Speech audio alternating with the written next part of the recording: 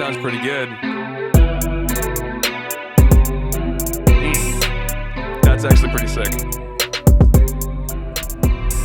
Alright, so I know that I'm a little bit late with this video, but I think it's about time that we go through the Cymatics Aurora VST. Now today I want to focus more on the practical applications of this plugin as opposed to just a straight up in-depth review. So today we'll be making some melodies with the Aurora VST and then build our beat around that. Now of course we'll still be going through some of the features and presets this plugin offers a little bit later in the video, but I wanted to focus more on the beat today, but also go over what I did and didn't like with the plugin too. So let's start making a melody with the Aurora plugin.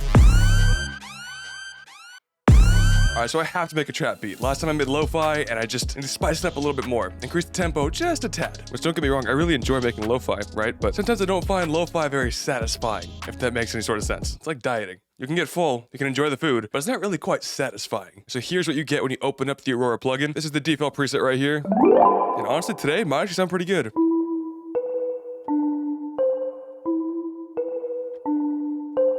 Hold on. This kind of fits the whole like dark trap vibe I'm trying to go for right now. So maybe we'll just end up doing something like this. Do I dare try to record this in right now? We're gonna give it a try. It's probably easier just to click it in. I don't even know why I'm doing this.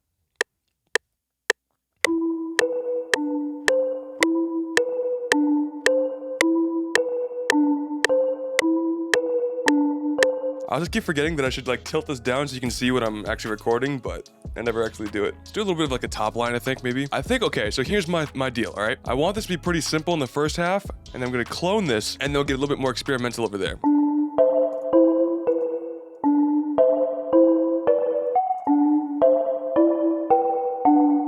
Not bad. Gotta be a little bit different. Alright, so that sounded pretty good, but what should I do for the second part over here? Yeah, we'll make it stupid simple. Let's put it over here like that, and I think that should go into the E pretty well. Let's go and see.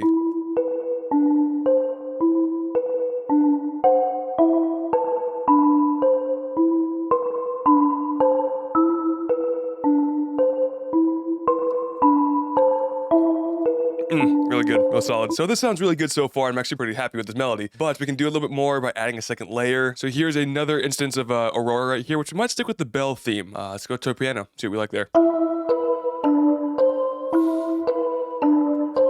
That's really good, like right off the bat. It fits the high notes really well. It's got like the perfect amount of detune to it. Perfect. Really nice. Also, it's winter in California and it's 85 degrees Celsius. Just kidding, it's Fahrenheit. America. Alright, so a little bit of a side note for why this is working for a dark trap melody. If you look over here, notes like B and A are going to be dissonant. They're going to be right next to each other. You don't want that. That's not good. Unless you're going for that sort of vibe where it's really dark and eerie and tense sort of tone. So the A and the B work out really well together considering that they're going to be dissonant. Same thing over here with the C and the B on the opposite side, right? So I think it's what really builds this and makes it sound a little bit more creepy. Honestly, I don't want to get too crowded over here. So I think that I'm just going to be leaving it like that for right now. I always find that adding layers to a melody helps me out later on down the road. Like when going through my arrangement, I like to cut out sounds before it drops or just to keep the beat interesting. So even just with these two melodies that we have, it opens up a lot of possibilities as well as we're getting more familiar with the plugin. But as we all know, any melody can be spiced up with a little bit of effects, and if you saw the last video, we're going to be using the Cymatics Lotus plugin. When I was going through the presets for the last video, I was actually really enjoying this one, even though I didn't use it. Works really well for this melody. The only thing here, right, is that for the initial part, you can really hear it go an octave lower in the pitch, and it sounds a little bit dirty before it to come back right now. Which I can get over that. I just want to make sure it's not clashing with my 808s, or overall just being too muddy in the mix, so I'm going to go ahead and EQ real quick. It's right here, I think. Yeah, right there. Just want to get rid of that a little bit more. And last but not least, some reverb.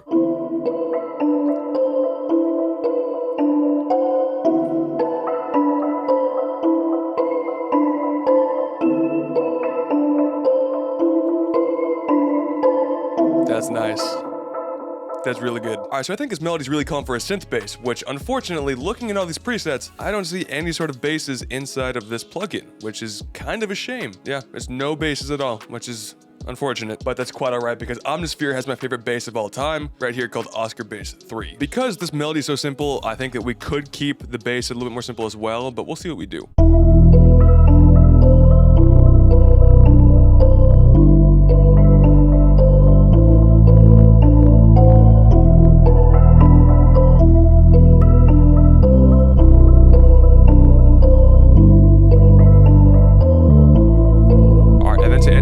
off. We'll go cut this up a little bit. Perfect, like that.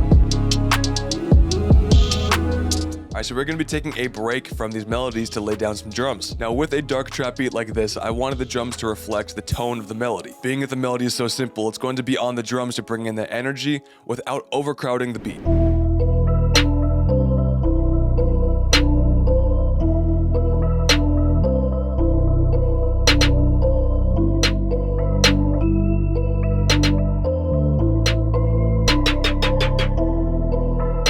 So good, so good.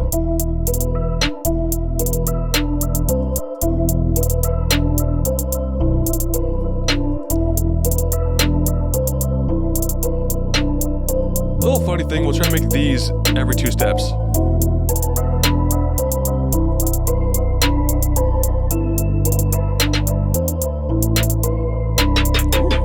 Ooh.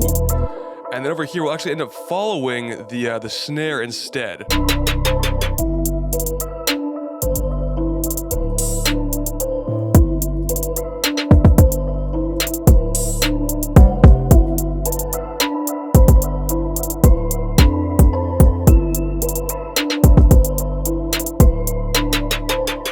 Do a few of those, do something like that. Sounds good. Perfect. Okay. No 808s yet. Maybe leave that. It's actually good.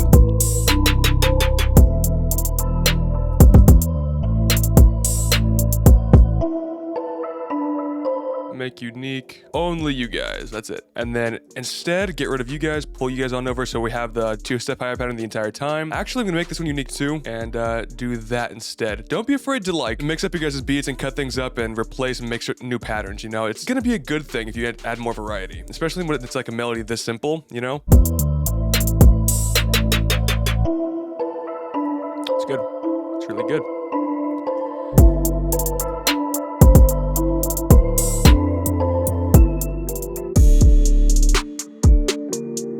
So with our beat all made and our loop laid out, we can go back to the Aurora plugin and go through some of the features. Now, I won't be going through all the features here today, but just some of the things that I did like and even some of the things that I really didn't like. We do have a filter over here for some low pass. We have some reverb. We'll go and turn off ours for right now so we can hear what's going on. It does make it sound a lot more full. I've always liked Cymatics reverbs. Like their space plugin is really nice. Movement over here is going to be kind of like RC20, taking it out of key, which you can definitely hear to the higher end over there.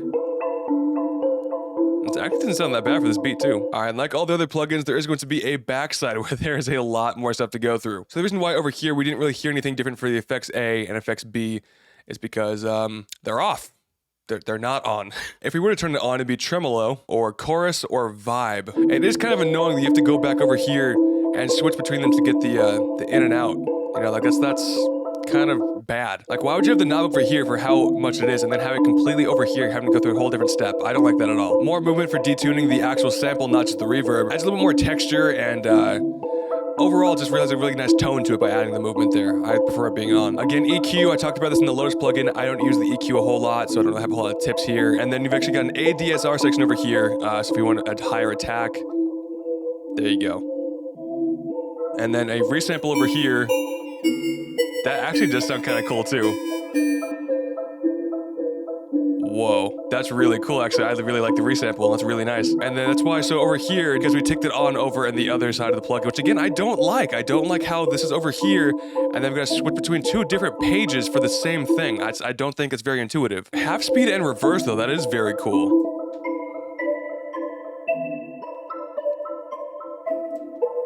Turning that back on sounded a lot better. Reverse.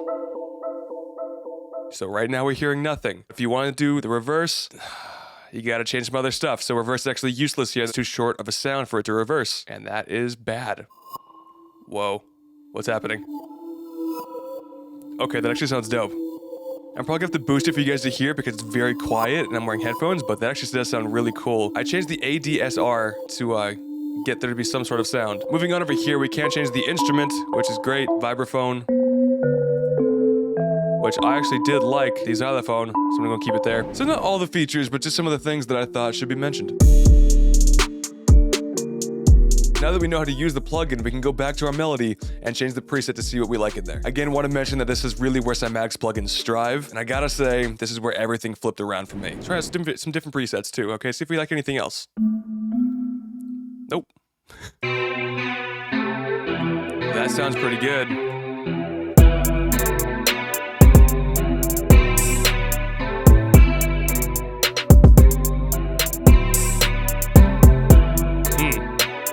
That's actually pretty sick.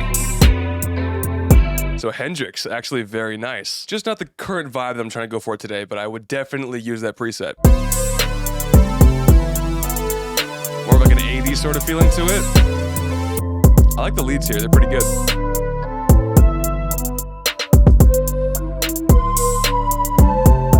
That flute's really nice. Yeah, the leads here I'm really a fan of. I'm curious about the lo-fi tab. Let's see what's going on over there. That sounds pretty good for this sort of beat too.